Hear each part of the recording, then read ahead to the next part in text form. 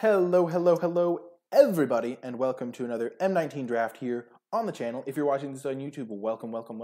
And before I begin, I would just like to remind you that if you enjoy the video, be sure to click that thumbs up and subscribe to get updates for whenever I post new content, and share the video with your friends. But without further ado, let's get into the draft. Bum, bum, bum, bada, bum, bum, bum. So Liliana's Contract is the type of card that I like picking early and prioritizing life gain cards after that. I think it's not great in every deck, but in certain decks it will be great. So it's the type of card that you'd rather to take early than later, though if your deck is right for it, you'll take it later. Blanchwood Armor is only really good in mono green, which you can draft sometimes, but I don't love it. Draconic Disciple is fine, but not insane. I think Vampire Sovereign is just busted, though. I think I'm going to take it over the Liliana's Contract. The Sovereign is just makes it impossible to lose a race, pretty much. Strangling Spores is a distant third. I think I go Vampire Sovereign, Liliana's Contract, then Draconic Disciple, then Strangling Spores in this pack. Just Vampire Sovereign is basically like an unbelievable uncommon. Does YouTube give me data on that? It does, Ricarth. What I was just saying before the YouTube recording started was that I said most people watch just the drafting portion, and yeah, YouTube does give me data on how long people watch my video on average. Good question. Go from there. So this pack, Diamond Mare, is a card that is playable in a lot of color combinations. Blue decks like it because of the artifact synergy. White-black likes it because of the life gain. Diagraph Ghoul is not a card I love. It's fine, but not insane. If you are a defensive deck, it can't really block the turn it comes into play. Druid of Horns is good like in green-white, I think. It's not really great outside of that, though a lot of green decks have all the auras you need for it. I don't love this card, though. I think I'd rather take it after I have a couple good auras, and there aren't really a ton of great auras. Take Vengeance is a card I like. I think it's the best card in this pack by a pretty decent margin. I think it goes Take Vengeance, then Dwindle. I think I'm going to take Vengeance here over the Vampire Neonate. I don't want to just commit myself to black just because I have a good black card. I don't think Diamond Mare is going to be my pick here either. Yes, DJ Sweetness. I think Take Vengeance is the best card, and that's why I'm going to take it. Early on in the draft, one of the things that's most important to do is just to take the best card in most cases, unless you have like the best rare in the set. Like if you have Tetsamok Primal Death from Rivals of Ixalan, then you play black every time, without exception. Even if there's no black cards in the pack, you pretty much just, every time you're going to play black, just because Tetsamok is so good. But Vampire Sovereign's not like that. Plague Mare is a strong black card. Pegasus Courser is a strong white card. I think Vampire Sovereign is better than Take Vengeance, so I would like to lean towards black, though I have not received a strong signal either way on which color is more open. Forsaken Sanctuaries would be nice, but I don't think they're going to come back, probably. If I ended up white-black, it would be nice to have them, though. I think between Plague Mare and Pegasus Courser, I think Pegasus Courser is better. Plague Mare does kill some things, but a lot of the things just live, and I think Pegasus Courser is one of the best cards in the set, at common at least. So I'm going to take Pegasus Courser here. It goes better with the card that I've been passed. That's another little slight tiebreaker I use sometimes. I think Vampire Sovereign is better, but I did open the Vampire Sovereign and I got passed to Take Vengeance. So if for example if I opened a card that's a say 6 out of 10 and I get passed a card that's say a 6 out of 10, the information that I've opened the card means literal nothing because I opened the card. But getting past a 6 out of 10, on the other hand, means that someone didn't want the 6 out of 10. They took something else, maybe in a different color. So I lean towards the second 6 out of 10 that I got. I think in this case, Vampire Sovereign is a little bit better than Take Vengeance, but Take Vengeance is a card that I was passed. I agree. I'm not as high on Plague Mare as I was. So this pack, pretty weak overall. I just don't think the pack has a ton of cards I want. I think I might just take Daybreak Chaplain to stay in white. There might be some life gain synergies. There's just not a ton in that pack for me. Rock's Oracle, the 5-mana 4/2 draw card, is a fine card in some decks, but it's not insane. It's just fine in certain green decks. There wasn't really any white cards or black cards that were exceptional. There weren't any like great ones there. So I'm just taking Daybreak Chaplain. It's not an insane card, but it's playable in a lot of more defensive decks or decks that care about life gain, like white-black does tend to care about. White-black artifacts. White-black is more of a life gain deck. I don't think Ether Shield Artificer is the card I want to take here. It's going to be harder for me to get artifacts in the white and black color combination. I could end up blue-black still, though. I don't really want Hired Blade. I could just take Havoc Devils. I think I'm just take Mighty Leap, though. I do like Mighty Leap a pretty decent amount.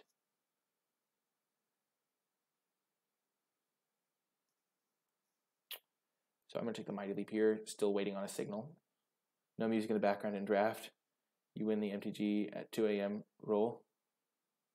Thank you, Indiana Brones. I appreciate it. Okay, so we have seen a couple red cards. We've seen some green. We've seen some blue cards. So, and then we still have this black card. We could take a Hired Blade here. I do like Colossal Dreadmaw a decent amount. I could consider that. I think Colossal Dreadmaw is the best card in this pack. Dragon Egg's really only like good in like black-red sacrifice decks. But I think Dreadmaw is just a good card. And white-green's a nice archetype to be in sometimes. I don't love Frilled Sea Serpent. It's just a bit small for the cost. I think it's between Dreadmaw and Hired Blade. And I'm just going to take the Dreadmaw here. Hired Blade is not exceptional. Okay. I don't love Ether Tunnel. It just doesn't pump the creature's power enough. Talons of Wildwood is a card you can play. It's not great with Pegasus Coursers and Daybreak Chaplains. Marauder's Axe is much better with those type of cards. Greenwood Sentinel is a fine 2-drop, especially if you have like auras to put on it. So I think I'm going to take that over a Havoc Devils. I don't hate Havoc Devils, but I'm not really looking to play red right now. I think Talon is good if you have like Thornhide Wolves like that and like Roxes and stuff. I think that's like the type of deck you want for it. I'm going to take the Greenwood Sentinel here. Now a Dwarven Priest could be a nice addition to this deck. I have been seeing a couple blue cards, but they've all just been kind of medium, and I don't really want to switch colors for them. Whereas I think Dwarven Priest is going to be good in this type of deck. It just gains me some life. I still could just be white-black, and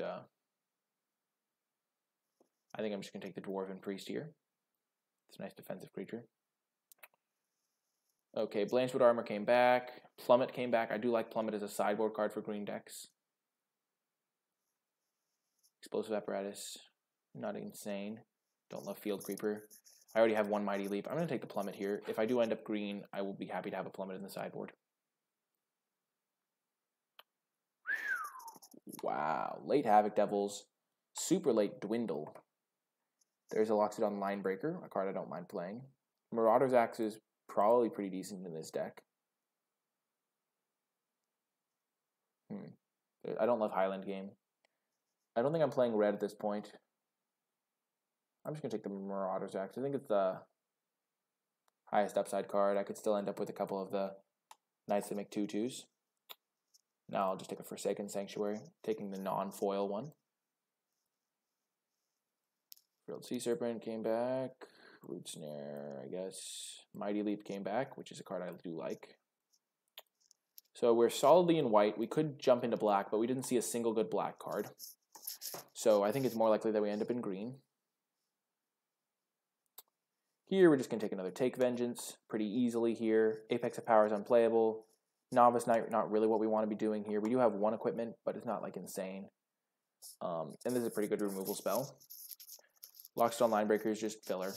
I don't prioritize this card. You can play it. It's fine every time you play it pretty much. It's never horrific, but never like better than fine. So we're just going to take Vengeance here. We look like we're a bit more of a controlling deck. I do love me some skilled animators, but I'm just going to take Valiant Knight. It's a good standalone card. It's white, which is the one color I'm guaranteed to be playing. And you can get some knights in white. I think chat might be lagging a bit.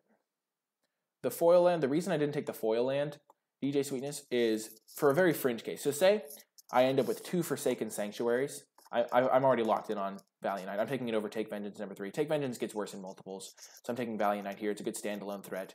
I don't love Make a Stand, and I'm not going to switch into red for Lightning Strike. I'm just going to take this. But the reason you take the non-foil is because, say you play game 1 and you play Forsaken Sanctuary, and you play the foil, and you have a foil. Say you have 2 Forsaken Sanctuaries in your deck. The odds of you getting 2 foils is very low, but the odds of you getting 2 non-foils is much higher. So say I have a foil and a non-foil. In game 1 I play the foil, in game 2 I play the non-foil. Game 3 my opponent has extra information about my deck. They know I have 2 Forsaken Sanctuaries. Whereas if I have played 2 non-foils, then it could just be the same Forsaken Sanctuary. So it's just extra information you don't really want to give your opponent. So it's like a tiny little edge. It's more significant if it's like removal spells. So like if I had a foil Take Vengeance and a non-foil Take Vengeance, for example, something like that. Isolate's not really playable in Limited. There's just not enough good 1-drops. I'm try-harding those trophies. I mean, I try my hardest every time. Rustwing Falcon is playable in some decks. Not really this deck. I'm just going to take the Drill Master. Drill Master is one of my favorite cards. It is a knight for Valiant Knight. It can help you get in for some extra damage, especially with like a Dreadmaw or something, and it is in my main color. Okey-doke. Star-Crowned Stag is another card I really do like. In white. Fountain of Renewal is fine. I don't really have any life gain triggers, though, right now. I don't really want to main deck Invoke the Divines. It's more of a sideboard card. It's a pretty easy Star-Crowned Stag for me. Macabre Waltz is also fine, but at this point, I'm pretty much mono-white. I could be black. I could be green. I could even switch into another color if I see something super strong, but at this point, I'm probably just white-green. Okay. Volcanic Dragon is excellent. And I mean, quite good. And I did see some late Havoc Devils, so maybe red is open. I don't really love Leonin Vanguard in this deck. I think it's good if you have some life gain triggers and mediocre otherwise. And you do have to have the right type of deck. Thank you, Hubris Rakarth. We are going Boos again. Boros again. I think Volcanic Dragon is much better than Cavalry Drill Master. But I am guaranteed to play this, whereas I'm not guaranteed to play this. I think I'm going to take the Volcanic Dragon and gamble on it, though. I'm getting a slight red vibe. Easy Pegasus Courser here. Elvish Clan Caller is not really what I want to be doing in this deck. But I do like a Pegasus Courser. Volcanic Dragon is definitely a signal, Sios.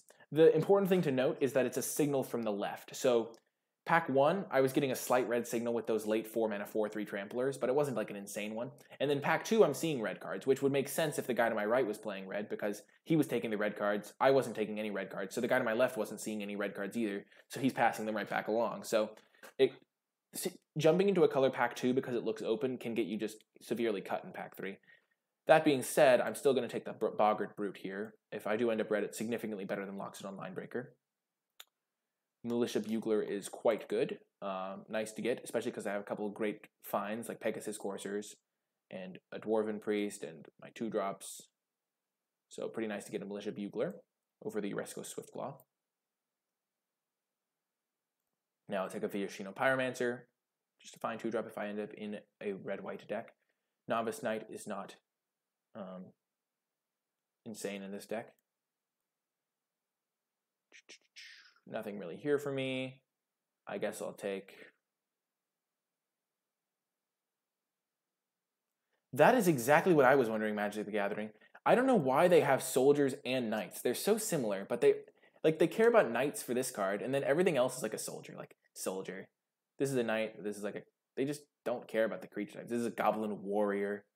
Like, really, what's the difference between a knight and a warrior? Like, a warrior might not have the formal training of a knight. He might not have been a squire beforehand. I mean, I'm not going to get into all the details of knightdom. I'm sure everyone is just basically an expert in how to become a knight. But, I mean, at this point, I think we're playing white-red. And we even got a land. Feels good, man. Whoo, baby! Cavalry Drillmaster came back. I wouldn't mind a Rustwing Falcon in this deck. Trusty Packbeast's not really what I want, but Rustwing Falcon could be decent, but I like Cavalry Drillmaster, especially because I have the Knight tribal component. And we got the Elf. We'll just take it. Ooh, hello! The Loxodon Linebreaker, another soldier. Knights are nobility. This guy does not look like nobility. He's a drill master, for crying out loud.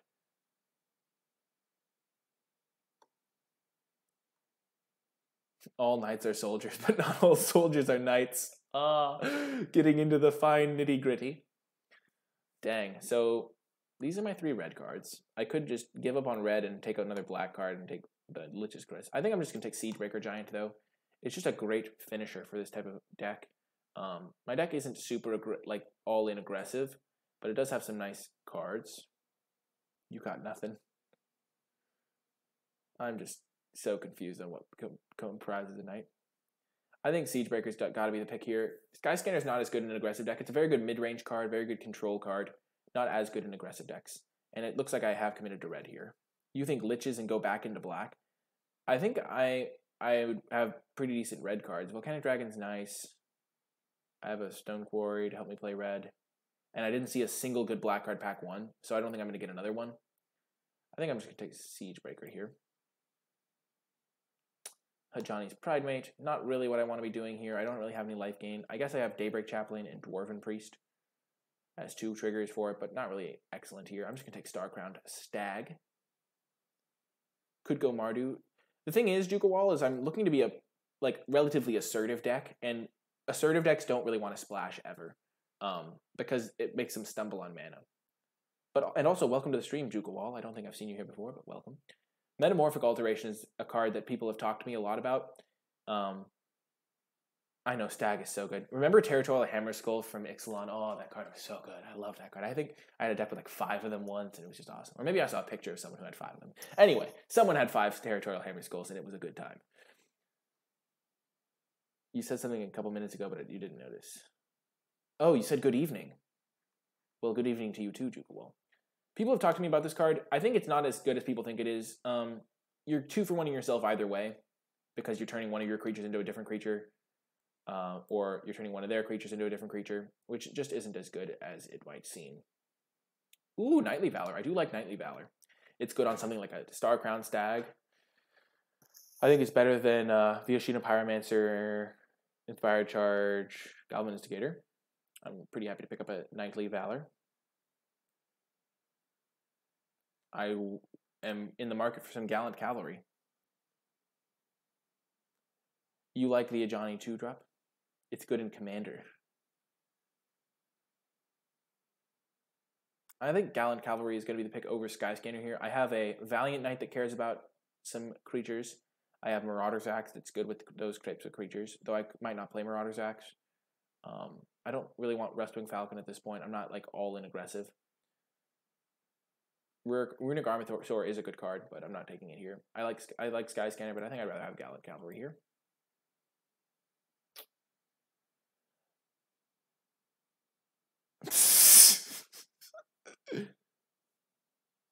Oh, I do remember this, Juka. I do remember this conversation. Why doesn't Knightly Valor say in his name not make... What? Not make the enchanted creature legendary? I'm surprised this doesn't make the creature into a knight. I mean, how can you put Knightly Valor onto a soldier and expect it to perform to the same level? Same with Knight's Pledge. Just make the creature a knight. Onaki Ogre is fine, not insane. Goblin Motivator is not really what this deck is all about. This deck is more of like a mid-range-y deck.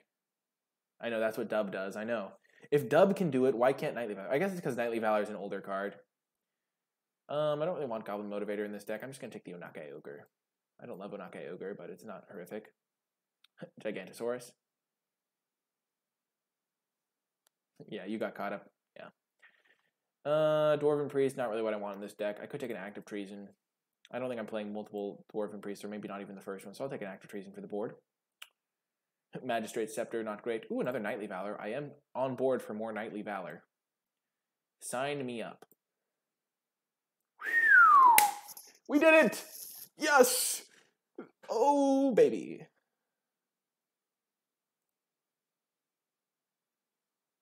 Three, 1, and a 9-man pod. Nice. I have no idea why Automod tried to hold that Juka Ball. Automod is a strange beast. Heroic Reinforcements is great. Obvious pick here, for me at least. Not taking a Spark-Tongue Dragon over it or anything like that. Now I'll take Explosive Apparatus. There might be some matchup I want it. Take another 2-drop. Goblin Instigator's a 2-drop. Maybe I want Inspired Charge in this deck. I do have a ton of creatures. This is actually a kind of tricky pick. I do like the synergy between Star-Crowned Stag and Take Vengeance, I will say. I think I'm taking Inspired Charge over the Goblin Instigator. Goblin Instigator gets blanked really easily. And Rustwing Falcon might be able to make the deck.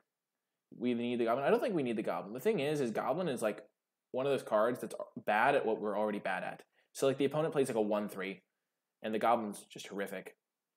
Whereas Inspired Charge, if they play a 1/3, all of our guys can then attack eventually because of our Inspired Charge. Yeah, the Priest is feeling out of place. I'm going to cut the Priest. I'm going to cut multiple cards from this deck, so...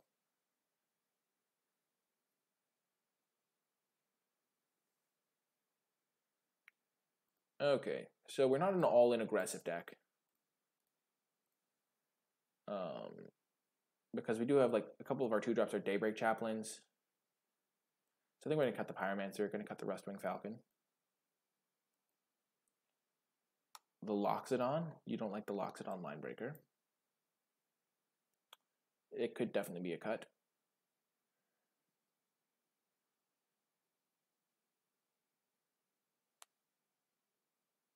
Oh my god, there's a massive spider walking up the...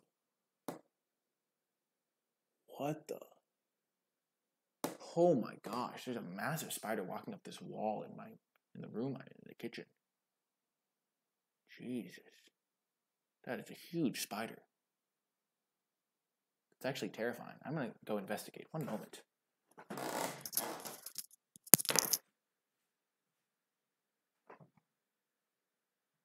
Oh my god.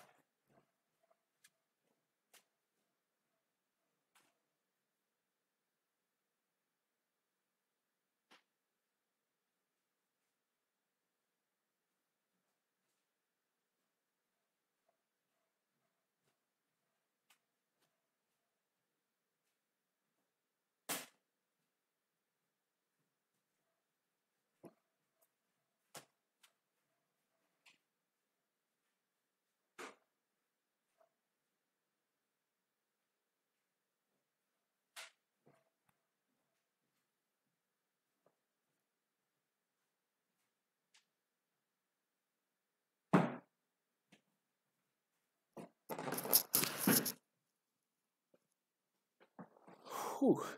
Sorry about that. That spider, like, terrifying. Holy smokes. Basically, like, the equivalent of the North American tarantula. What? What is chat saying? I leave for 2 seconds and all of a sudden it's like burn something down? What? Okay, so I'm catching up on chat. You haven't pulled a single Bolas. That's kind of unlucky. Feels bad, man. But a Johnny's sweet. Nobody will see the dragon coming. It's him or you, man. Oh gosh. That's what my shoe is for. I'm barefoot, Indiana Brones. And he was on a wall. He's getting his... No, I'm not getting my mom. Burn. What? Oh gosh. Take away 1 Mighty Leap. I think I'm going to keep the Marauder's Axe because it's good with these tokens and the Gallant Cavalries and stuff. I agree. I think I want to cut... This is my worst 3-drop.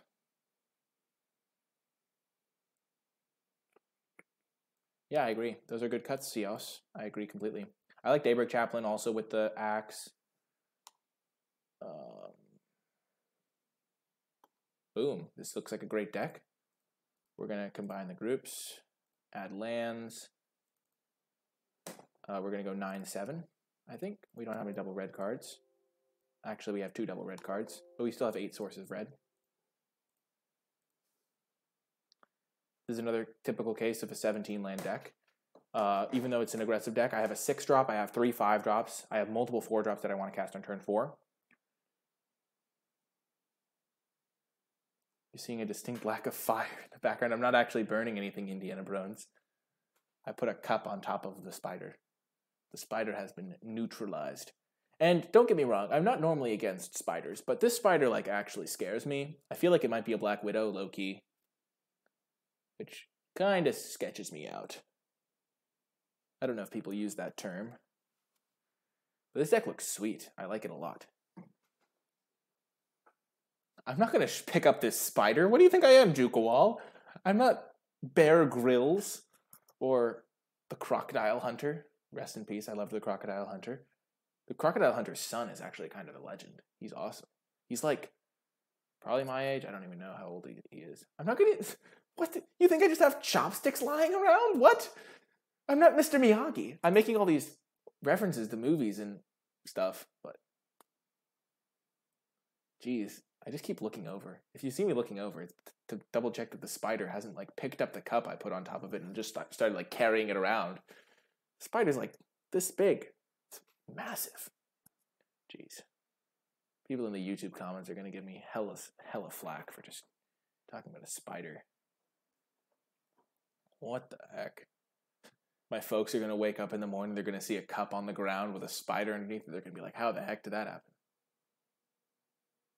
Oh my gosh. Oh my gosh, Indiana Bros. It has time to plan. The spider is coming up with a strategy even as we speak. I kind of hope I killed it. I feel like it'd be worse to just be stuck under a cup. Just imagine how awful that would be. Like, I'm not going to show it on screen, Jukawal. It's not a trophy to be like, yeah, that's what she said came from like left field. I have no idea what it was referencing. Whew, let's go. Oh my gosh, we got paired up against a 2-0 opponent. Let's hope his deck isn't busted. He rolled a 6 and we rolled a 5. Of course, the one time we roll a 5, never lucky. Ooh, great hand. Not a trophy yet. Of course he has turn 1 Goblin Motivator. Gonna make our turn 2 Take Vengeance a little bit nicer.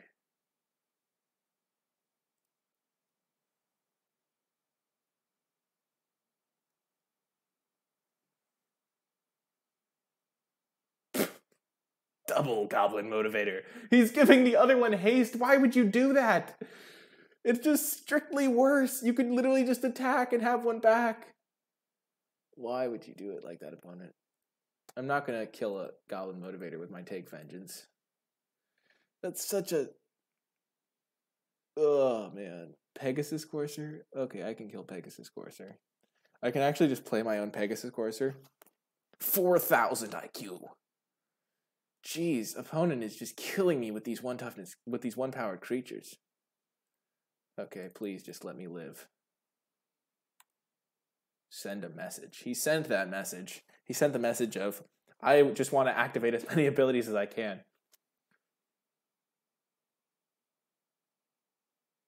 Please no Starcrown Stag. Oh, just a Gallant Cavalry. No big deal. No big deal.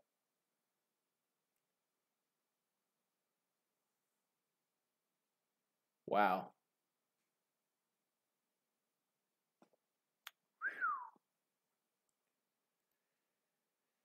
The Boros mirror against the double Goblin Motivator draw.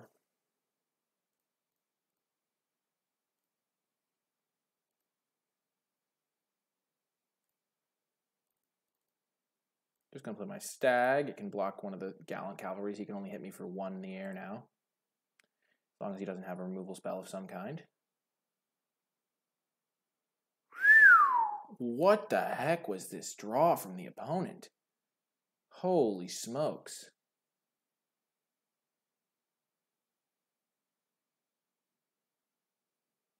Oh my gosh. Am I just dead? I can see why this guy is undefeated. What the heck? Literally nothing I can do here. Let's block there maybe, and there. And we take 2, 4, 5, 6, 7, 8, 9, 10, 11. We'll take 1 less damage and block there. Take 2, 3, 4, 5, 6, 7, 8, 9, 10, 11, 12. We're at 2. He has 1, 2, 3, 4, 5, 6 attackers for next turn. We have 2 blockers.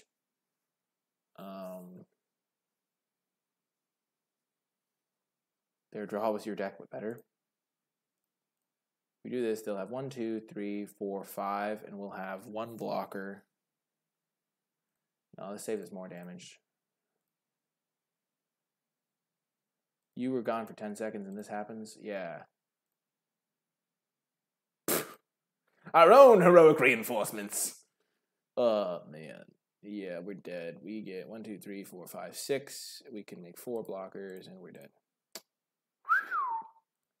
That is the type of game that would have been much different if we were on the play. Okay, I think we want the Dwarven Priest over another Mighty Leap. The Dwarven Priest can just gain us some life, blocks the 2/2s pretty well. Let's go. Maybe I don't want the axe in this matchup. We'll keep. Let's go. Might also want the 1/2 flyer. Yeah, maybe. I don't love, I mean, yeah. The 1/2 flyer doesn't do a ton. No, I still don't think it was correct to Vengeance the Motivator Hubris. The problem was the, like, heroic reinforcements he had. I'll just play this. Put some pressure out. Haha! The upper hand is mine, opponent. And my life gain card. Let's go. Wish I'd drawn these in the opposite order so I could gain that sweet, sweet 3 life. Daybreak Chaplain's also great against his deck, and I have 2 of them, so. Nightly Valley should also be fine. Sky Scanner, what is he doing? I mean, his deck's pretty good.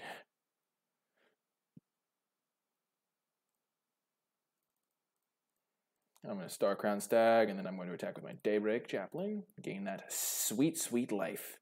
Then I'm going to Heroic Reinforcements, hit him for a million. While he's color screwed. The sweet, sweet smell of justice. The sweet, sweet smell of destroyed. Ugh. Destroyed. Never lucky.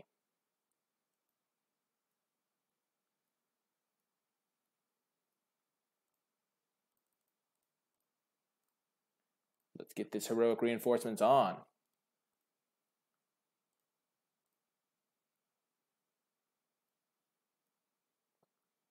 Feels good, man.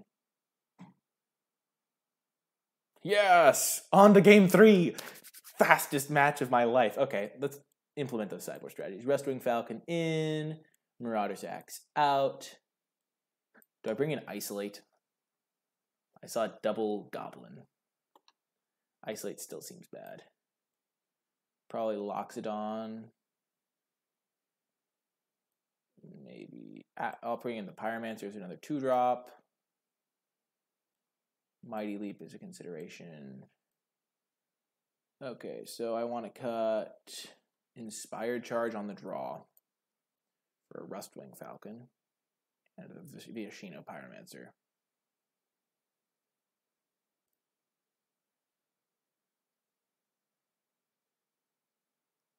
Because I really want to hit my 2-drop. This is the dream.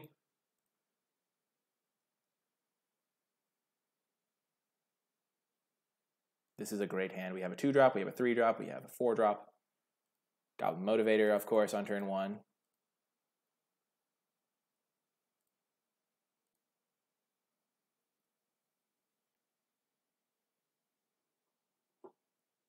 Ha!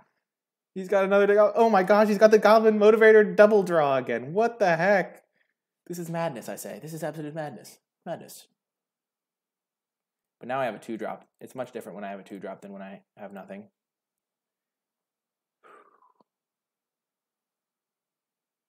I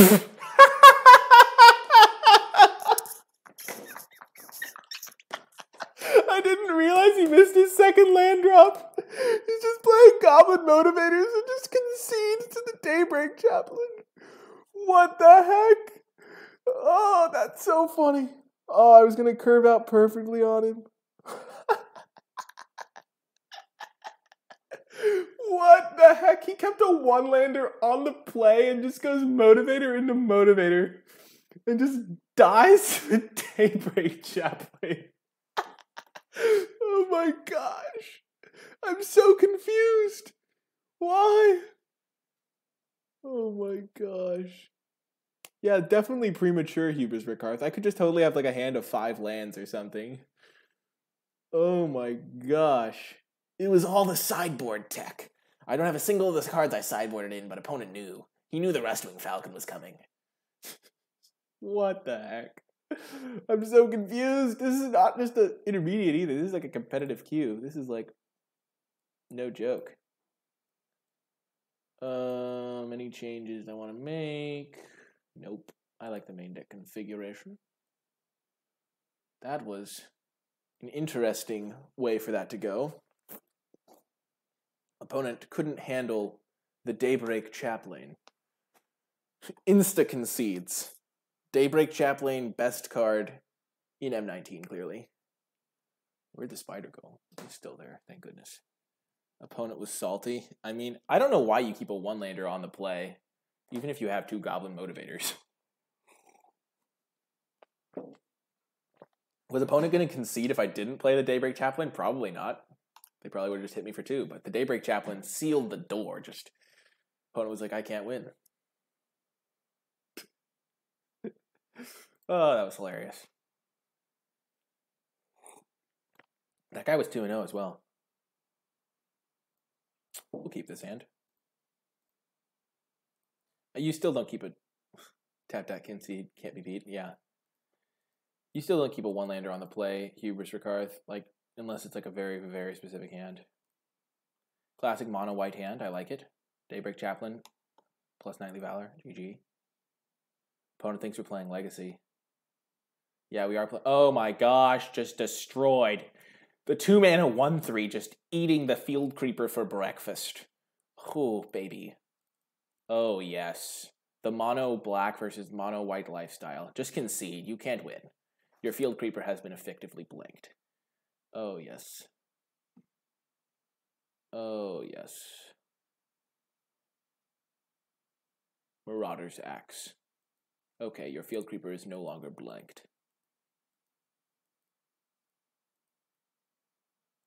We are going to Pegasus Courser and not attack because... Actually, we are going to attack. If he spends his turn equipping up a Field Creeper, we're pretty fine with that. And he'll probably just develop his other stuff, and this way we gain some life. If he just equips the Field Creeper, we are in great shape. Oh. Well then. Okay, that worked out nicely. We can Daybreak Chaplain plus a Take Vengeance on the Field Creeper and be back in business.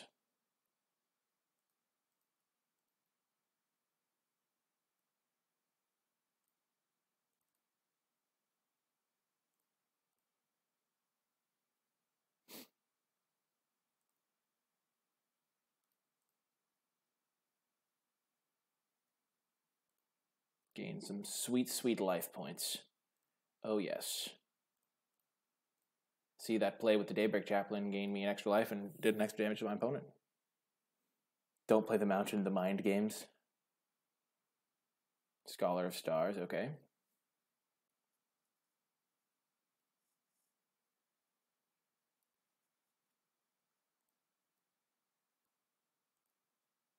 We're going to play our Siegebreaker Giant this turn, after getting in for some spicy damage.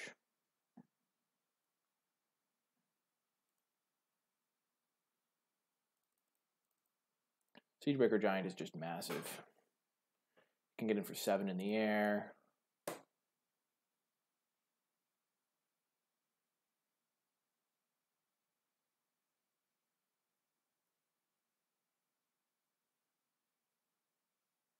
Opponent holding up 4 mana makes me not want to go for Knightly Valor.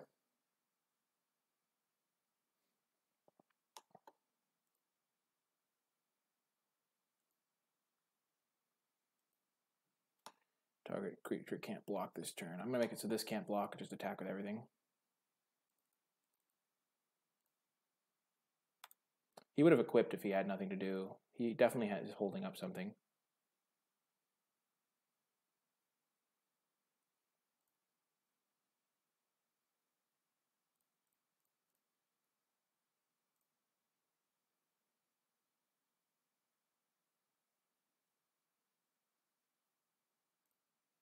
Give that flying. It doesn't matter. He can block whichever one isn't on the ground. Okay, what are you going to kill? The Siegebreaker Giant? Yeah. That's why you don't go for Knightly Valors. I can go for Knightly Valor next turn when he equips and attacks me for 6, if he wants to do that.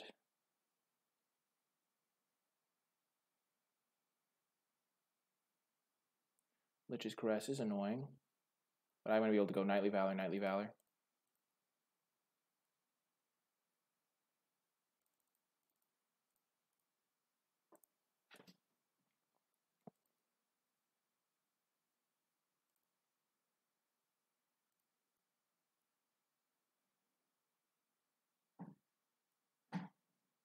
have a 5/7. He used 2 removal spells. He probably doesn't have a third one. I would be Duke Wall.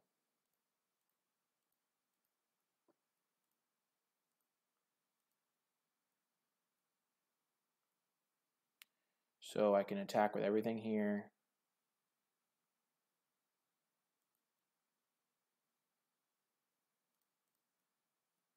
Just go for the inspired charge. This way I don't have to blow a Knightly Valor.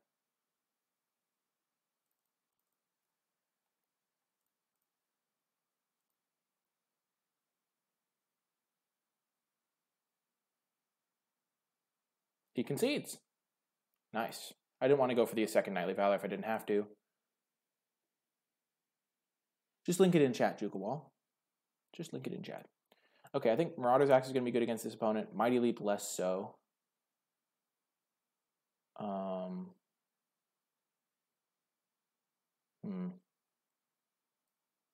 What do I want against him? I don't think I want Rustwing Falcon. Cool, I'll look at that in a second. Dwarven Priest kind of shuts down the 3/2. I think I'll take out Mighty Leap. No, I'll keep it Mighty Leap. I kind of just want to run it back.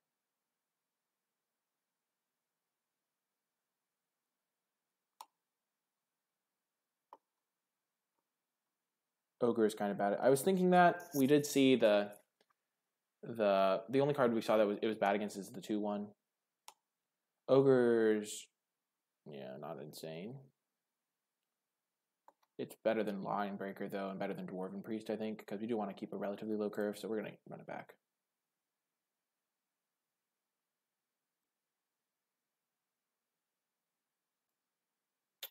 We are on the draw, but we are still going to mulligan this hand. We are going to keep this one though. Put that on the bottom. This isn't the greatest hand, but it's not the worst hand. We found the land that we wanted. Nice. We're going to try and... we know he does have a couple of removal spells, so we don't really want to slam Knightly Valor at the first opportunity, but... if he goes Skilled Animator on turn 3, then we might just lose to that, but... we do have 2 Take Vengeances, and there's one of them. Perfect. We'll play our Drill Master. We'll trade it off with his Field Creeper.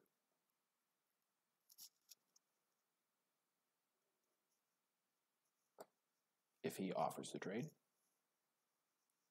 Skilled Animator. Frustrating, but we can take Vengeance, and it's still a 1-for-1. 2/1 is not as good against his 1/3. Playing out very similarly to the last game.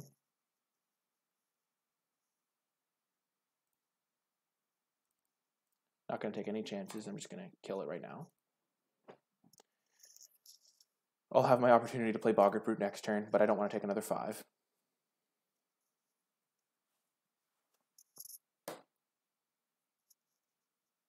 We'll trade 1 for 2.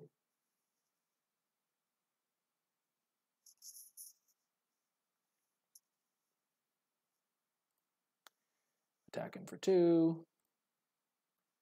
Play Boggart Brute. We didn't see Bone Dash. We're going to play into it either way. If he has Bone Dash, he has Bone Dash. If he has Strangling Spores, he has Strangling Spores. He has neither, which is really good for us. He probably has a 5-drop in hand. We know he has. Actually, we know nothing about his hand. He's probably flooding out a little bit.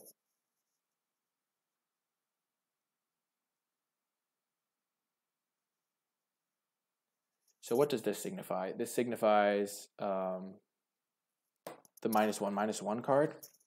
That card's going to be good at any point pretty much, so we're just going to block. Or a Skeleton Archer or something. Or Abnormal Endurance, sure. That was going to be good at any point pretty much. And he doesn't get extra value this way, which is nice.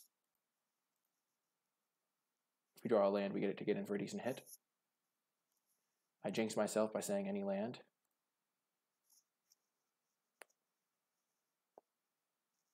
And it may be that by blocking, we stopped him from casting his 5-drop, so that's another thing to consider. He has 3 cards in hand.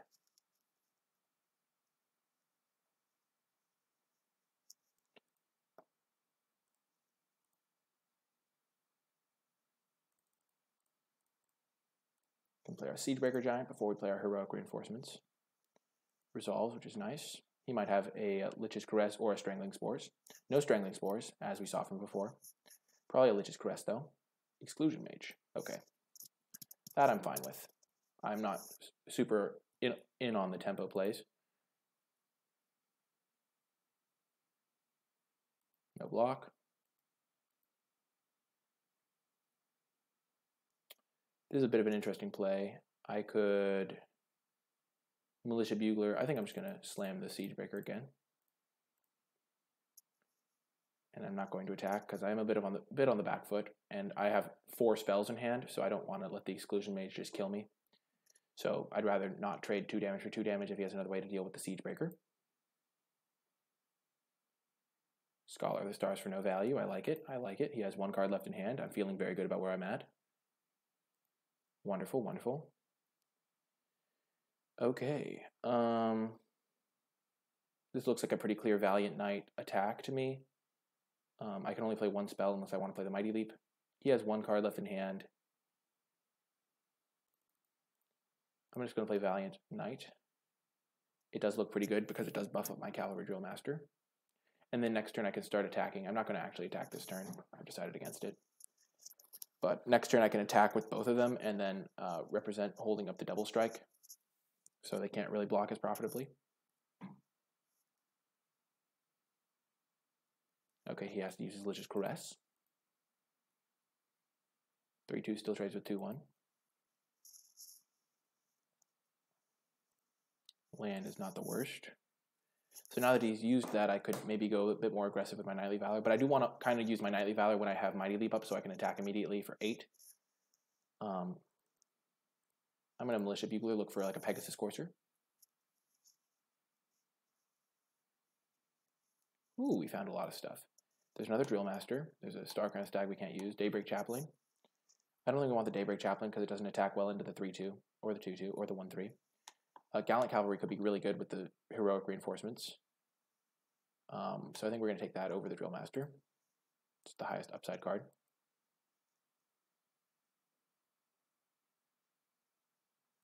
We could attack like this. Then use our Mighty Leap. I kind of like that. If he blocks here, which is the most obvious block. If he double blocks, we just trade 2 for 1. And we still trample over a significant amount of damage this way.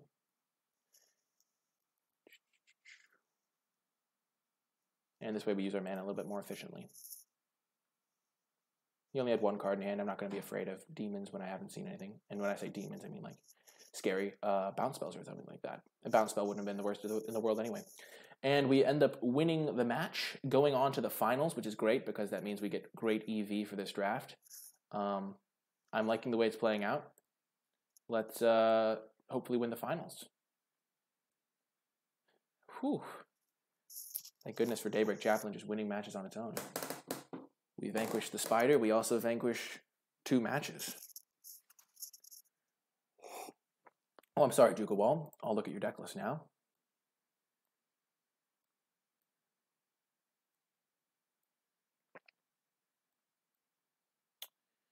So 18 creatures, Diregraph Ghoul, Neonate, Child of Knights, Doom Dissenters, Instigator, Hired Blade, Skyscanner.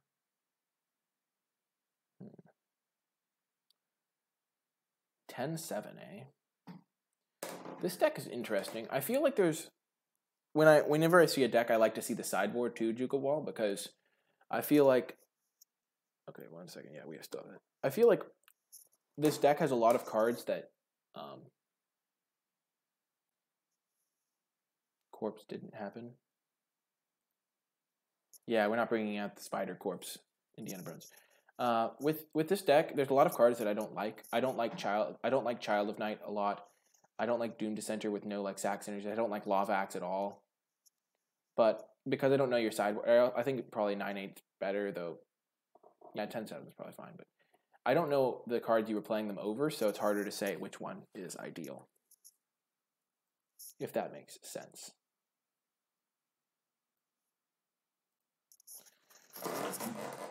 Swackler. We'll keep this hand. It's great. I love Pegasus Courser.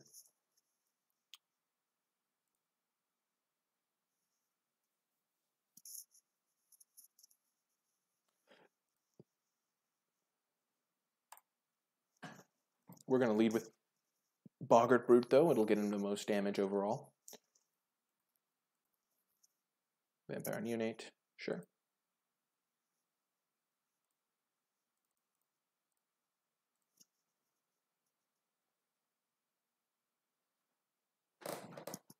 It is 2 creatures in 1, Jukawal.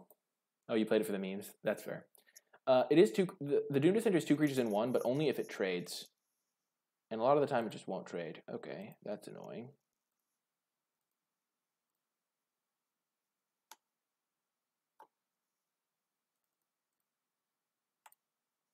Isareth the Awakener is a great rare.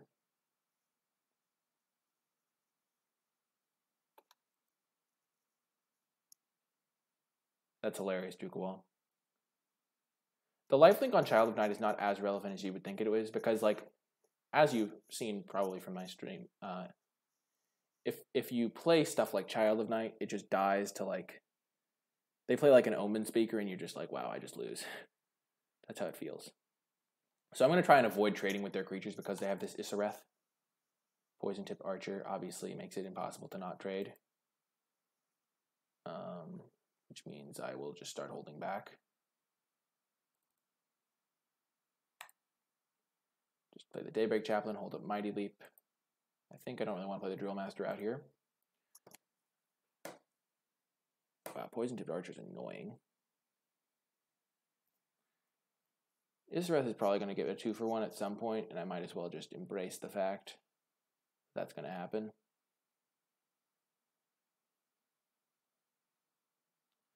Giant Spider. Looks like the game might be stalling out a little bit. He has 2 Death Touch creatures, which makes Knightly Valor quite a bit worse. I think I'm just going to play Pegasus Courser.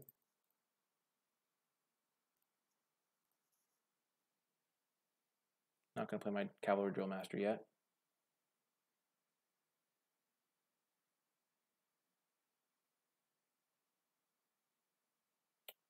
Thornhead Wolves, a fine card.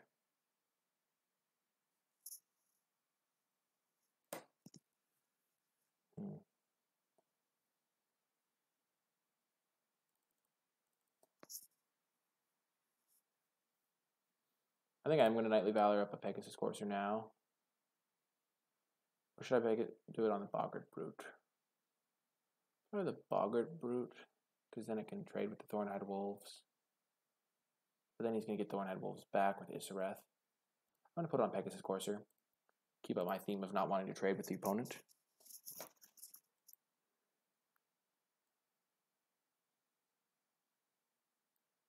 And I do have the 2/2, so it's not really getting 2-for-1 if he does kill the Pegasus Courser. But the Pegasus Courser can now block Thornhead Wolves.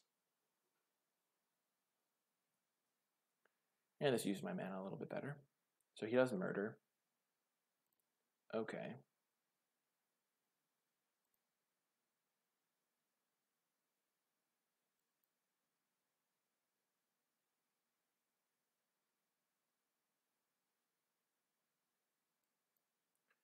Fountain of Renewal. Okay, okay. I'm going to take a hit for 4. He doesn't attack with Thornhead Wolves. That seems like a mistake. Starcrown Stag. Step 1 in my master plan was to play Starcrown Stag. Step 2 is to use it, attack, tap Isareth. Use Mighty Leap to kill the Thornhead Wolves. And then take Vengeance the Isareth. So now I just want to draw Take Vengeance. I could also try to alpha him with a massive Heroic Reinforcements turn, but that seems very unlikely, unless I draw my other Stag and Epicure of Blood. Okay, so I am under a bit of pressure here. That is a nice draw.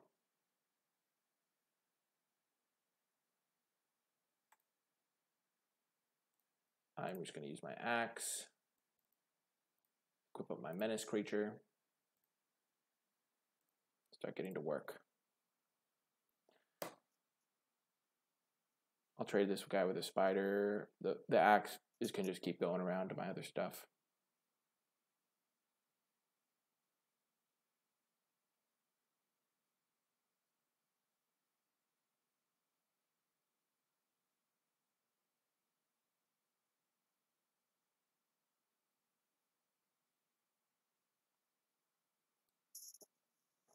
I should have held up red mana. That was a mistake. Opponent probably knows I don't have shock though. Ooh. I'm definitely killing the Isareth.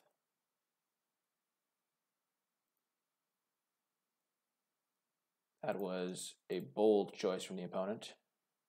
Letting Isareth die. Isareth was a huge problem for me.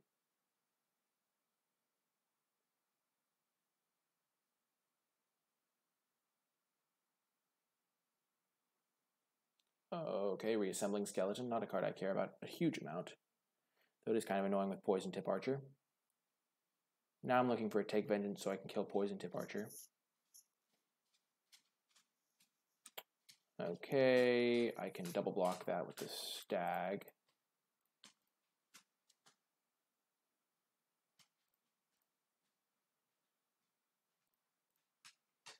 So he can only kill one of the creatures this way. And I play around him instant speed killing my 2/2, though that's not as relevant. If he gives one of the creatures -1/-1, he would do it for -3/-3 because if this is gained him a life, this would gain him a life, and he would do it so he'd kill one of these guys. So it still wouldn't matter. So I'm just going to add this guy to the block to gain a life.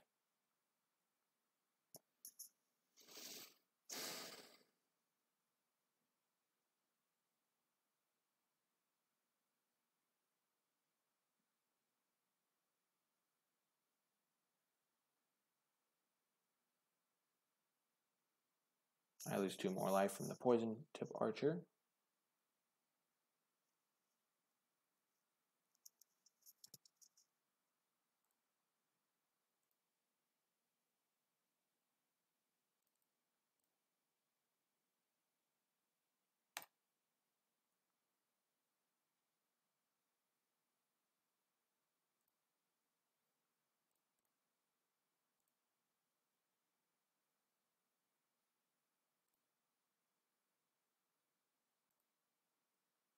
Okay, so I'm going to try and just 2 for myself to kill this poison tip archer because it's a huge problem for me.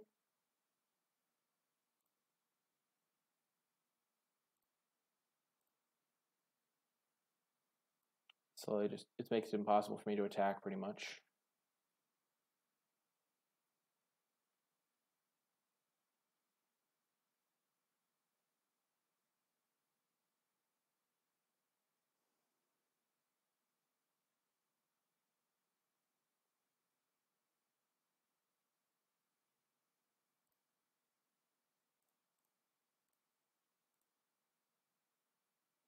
So I did 2 for 1 myself. I knew I was going to 2 for 1 myself going in, but I have this axe to kind of make my creatures a little bit better, and the poison tip archer is really bad for me.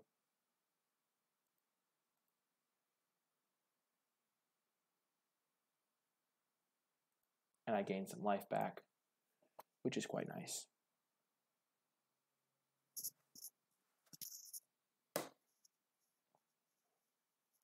And I can start attacking him for 4, but he does have reassembling skeleton, which can be a nuisance. Okay, making me discard this is quite bad for me. Heroic Reinforcements is going to be my play next turn, and then I get to attack for another 4 lifelink. As it stands, I'm in pretty poor shape.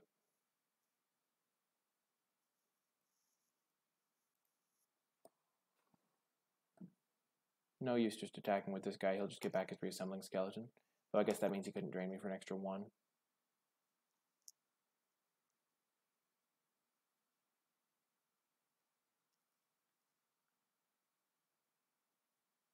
Yeah, that was bad. I should have been able to get in for 4. I would have taken 2 less damage, which is quite relevant.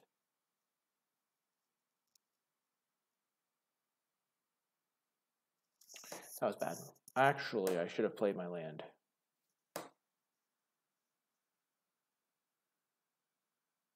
So how that turn should have gone was I should have equipped, attacked. He would have blocked here maybe, and then I played my land so he can't make me discard it with a Mind Rot or something, or another Fell Spectre. Daggerback Basilisk, okay.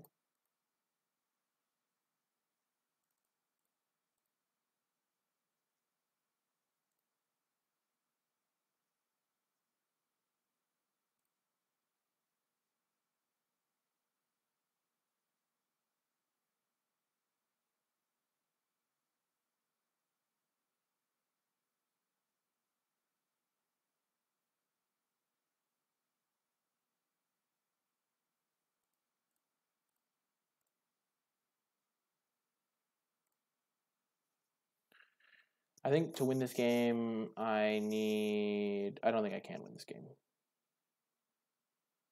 That's a funny way to put that, but yeah, he's just a very grindy deck. The Isareth was really annoying for me. He has a bunch of grindy stuff. I feel like this is a bad matchup for me.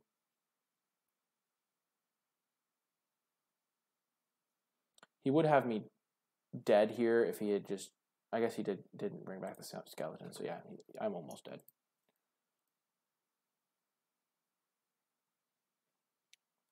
We're just going to concede. Okay, so what do we want for game 2? He's a very board stall centric deck.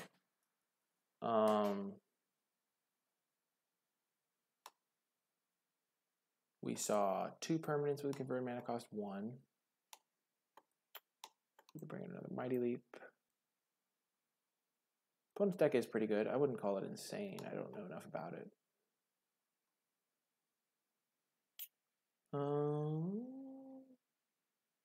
Yeah, let's just run it back. I think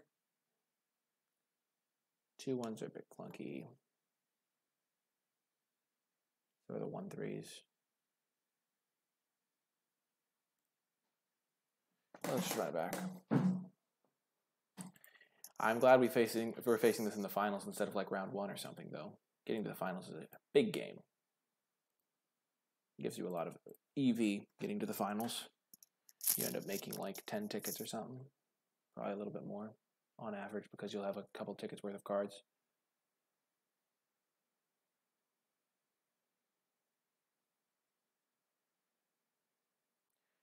We can just hope he has a little bit less great draw. Maybe we should bring in Active Treason as a way to like clunk out some victories. But you never know. Okay.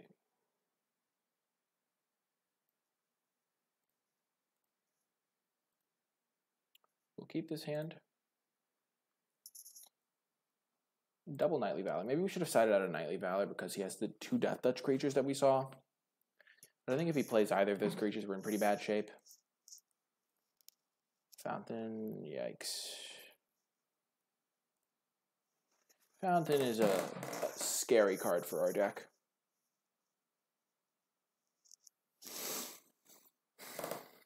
Like, we are capable of winning longer games, but his deck is way better at it, so it's much better in his deck. By the way, I do think that the little combo he had, the Vampire Neonate plus the 5-mana 4/4, the Epicure of Blood, I think that's a pretty legitimate combo, late game combo at common. That's pretty nice. I'm just going to hope he stumbles, maybe misses his 3rd land drop or something of that sort.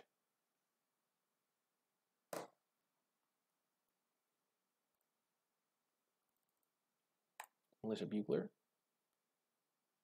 Gonna find another Pegasus Courser. Pegasus Courser is one of my best cards.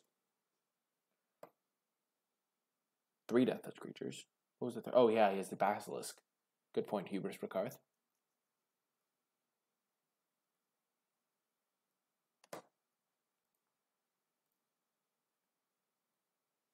Land is clutch.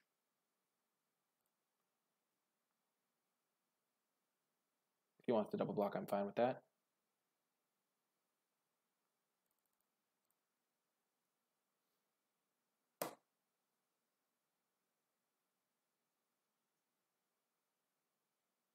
No, he's hitting his land drops. That spells trouble for me. If I hit a land drop, I'm probably just gonna play a Knightly Valor on my Pegasus Courser.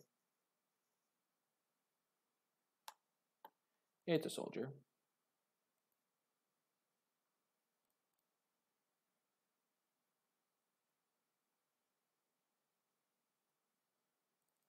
I'm gonna use my mana efficiently, play my Valiant Knight.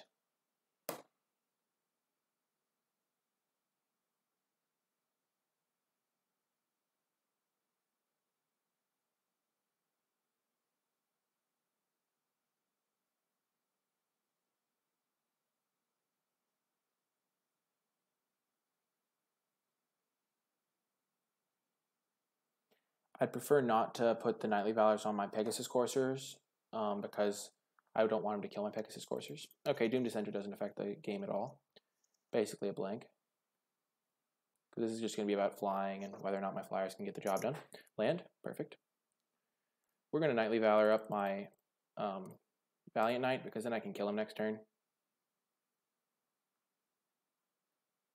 I know he has 2 hard removal spells.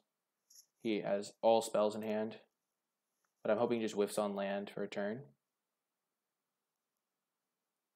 And I can kill him in the air, potentially. The thing is now he has to kill the Valiant Knight, which means that my Pegasus Courser is still going to be active.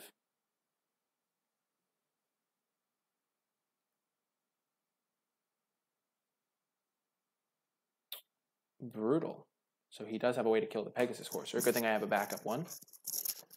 And good thing this guy's going to have double strike, so he can just jump with his Doom Dissenter.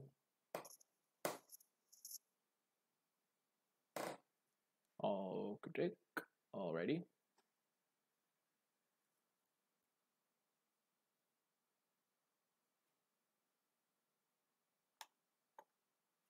And I do have a couple knights in play, which is nice.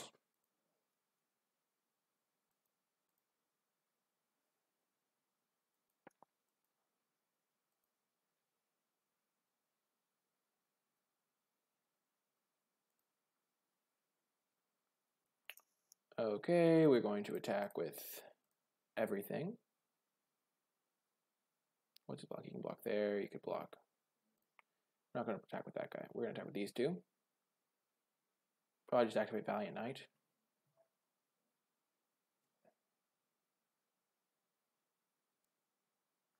I mean, the double strike is very, very threatening here. And if that's just going to be his block, then we will just let it happen and play our Pegasus Courser.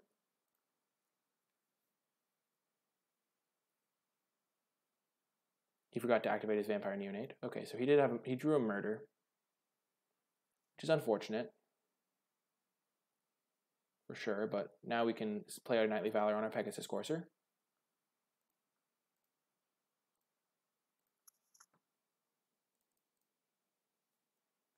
Okay, actually, let's just attack him for 3 and play our Siegebreaker Giant.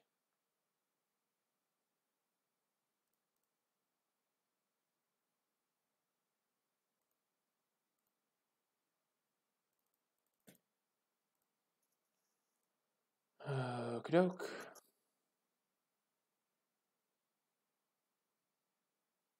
I think he probably has Lich's Caress in his hand. Strangling Spores is annoying.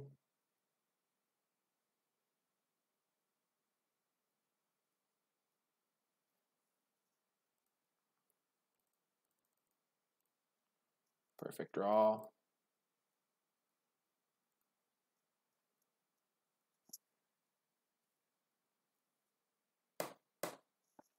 Okay, Lich's Caress coming down. Sky Scanner coming down. Interesting. No Lich's Caress.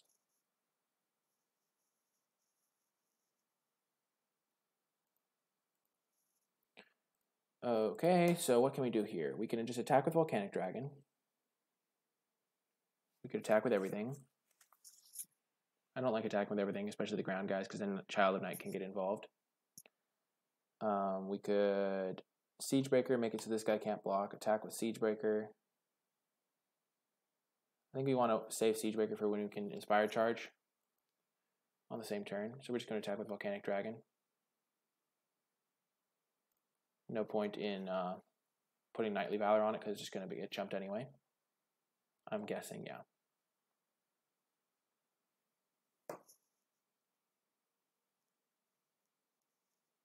We're going to wait on our Knightly Valor. He drains me, of course.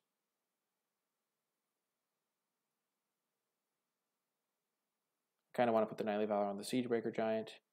Make it so the Death Touch guy can't block. I think next turn I'm going to put the Knightly Valor on it.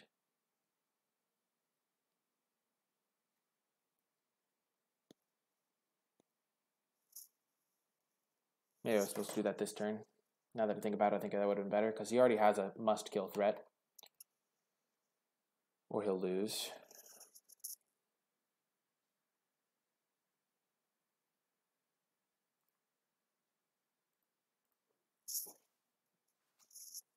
And he doesn't have a Lich's Caress from what I can tell.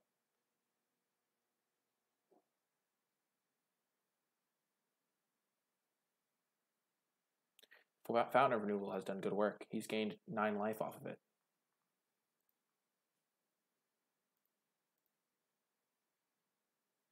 Macabre Waltz. Okay, what's he discarding? Discards Swamp. Okay, Sky Scanner's back.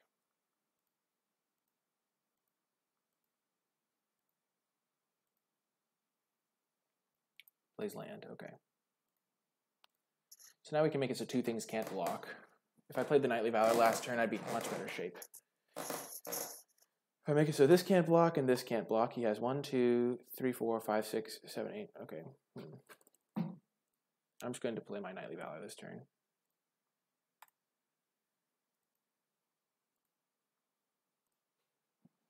Next turn I can make 2 things unable to block.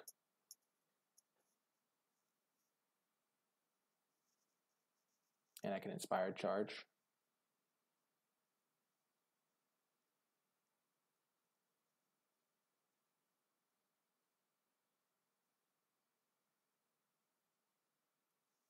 Thorn-Eyed Wolves is not a huge problem. I can just make it unable to block.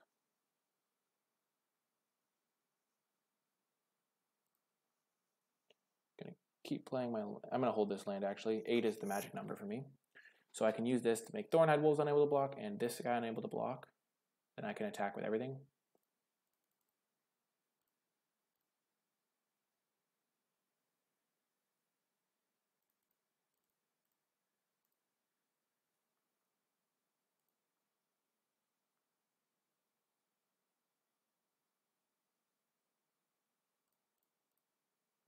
Actually not going to attack with these smaller dudes. I have an Inspired Charge that I might want to use later. Wait, this is 2, 3, 4, 5, 6. Actually, yeah, I will attack with them. It makes it harder for him to just throw everything on the Siegebreaker.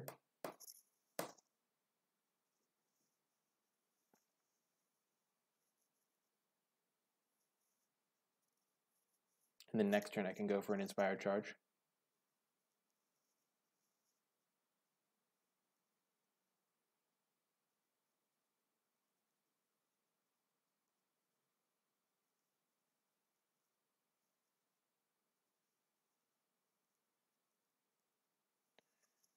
Okay.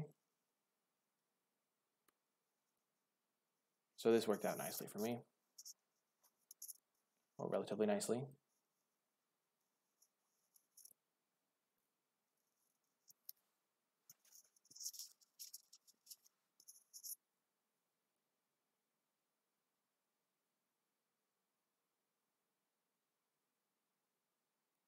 He's sacking the Fountain. Looking for an answer to the Volcanic Dragon, I'm presuming. Doom Descenter's back. He has 1 card left in hand.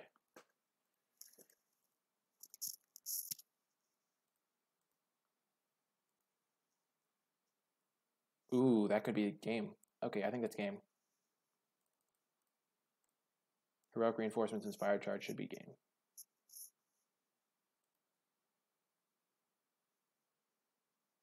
Yeah, it's definitely game. What a draw.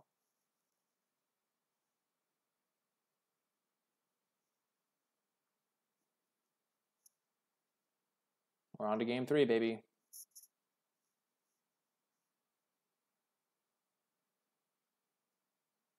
Heroic Reinforcements is broken.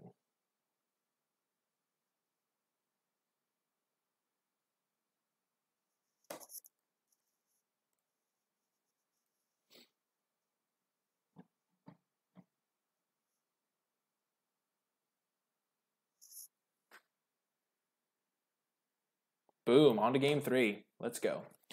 Okay, so now that I think about it, I think that the Take Vengeances might be a little bit weak in this matchup. But I still think I need them. Mighty Leap is an interesting choice. Isolate's interesting. I think Flyers are like my best bet to win, but Western Falcon's too small. Act of Treason's a consideration. I don't want the 2-1. think I'm just going to run it back. Hope for the best.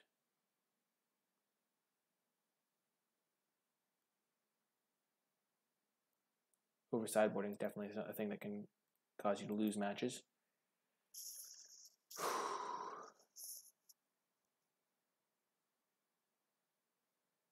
The Volcanic Dragon won me that match. Pretty much single-handedly. I mean, not single-handedly. That game. That was a crazy game. Already off to a bad start. I'm going to have to mulligan this hand. We're going to keep this one, though. We have 2 lands. Third land, putting it on top. I don't think we're just going to play out the Cavalry Drill Master. I think we're going to save it.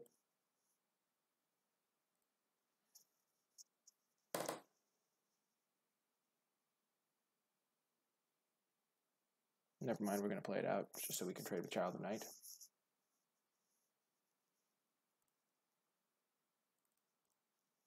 Almost didn't play it.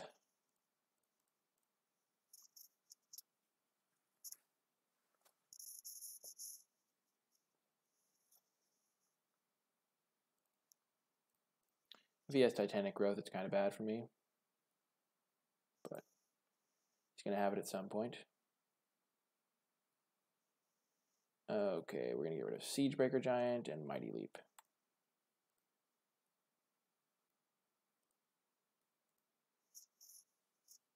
Mind Rot was definitely bad for me. If he has another Mind Rot to follow it up, I'm pretty much dead.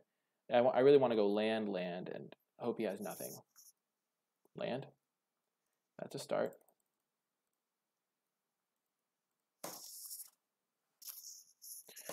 So to be quite honest, he probably has something. Okay, turn 5, and he doesn't have his 4th land drop. That could be something for me. And it's a swamp. That's unfortunate. And the Neonate. He knows he's not blocking with it anyway.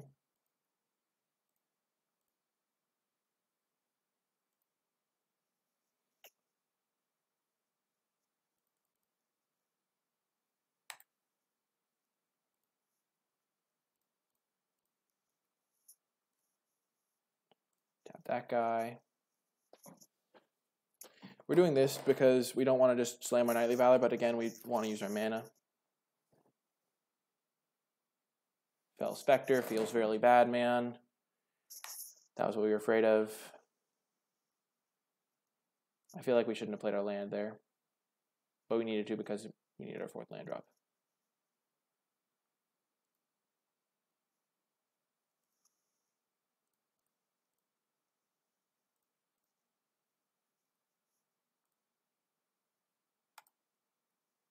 We're going to play the land in case we draw Volcanic Dragon and he has another Fell Spectre or something.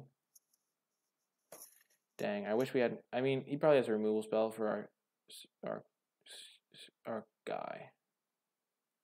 Isareth, okay. We're in bad shape.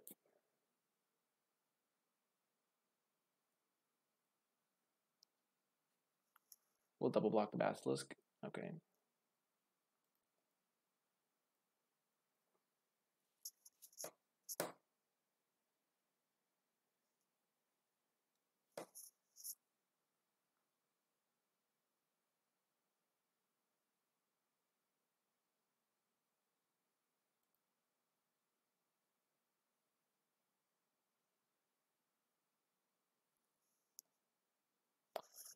I don't think his deck is a constructed deck, Zipper. I think it's just Mind Rot was good against me because I mulliganed.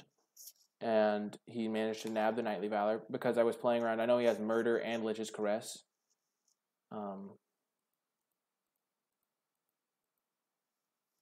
So normally Knightly Valor just onto my Starcrown stack wouldn't be as good. Starcrown stack has to trade with Isareth anyway.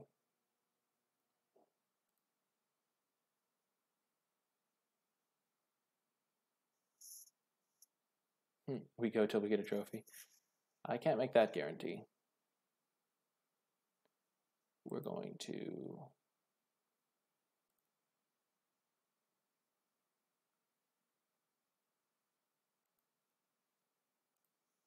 block there.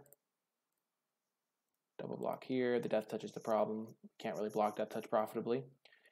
It is nice to keep 1/1s against the 2/1, but I'm really just hoping to draw Volcanic Dragon here and then stabilize with that.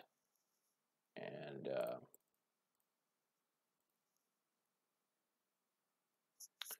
So that's pretty bad against the 2-1. A Pegasus Courser would also be excellent.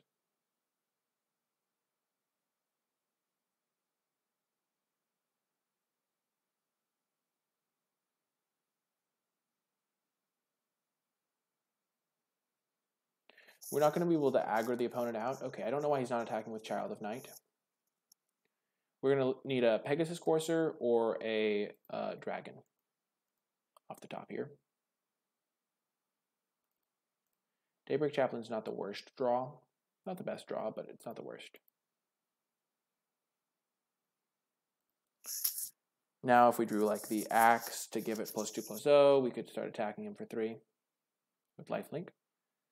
Another Knightly Valor would be nice. So now we have about 6 good draws in our deck. We don't have much time to find them. We're on a 2-turn clock because of the neonates and stuff. So we're going to have to attack with the Daybreak Chaplain next turn. Regardless. And this is the end of the day. If he didn't have the Colossal Dreadmaw, I think we would actually be able to win the game potentially because we just put this onto our Daybreak Chaplain.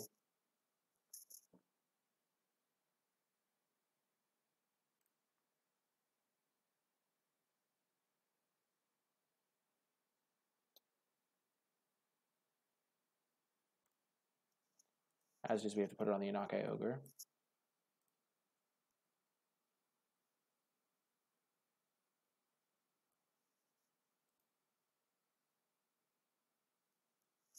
Yeah, Dreadmaw was really bad for us.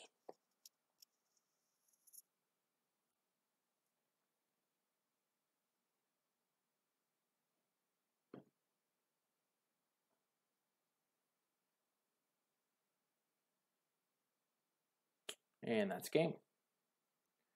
Relatively close match. The first game was we kind of got wrecked, and the third game we kind of got wrecked. 1, 2, 3, 4, 5, 6. Yep, that's game. I'll say GG's to the opponent.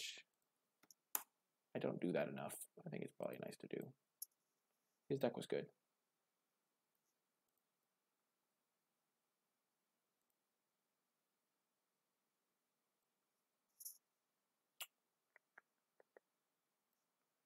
Okie doke.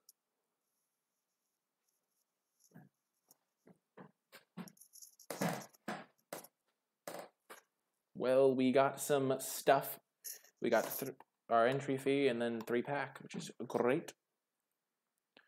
Pretty nice.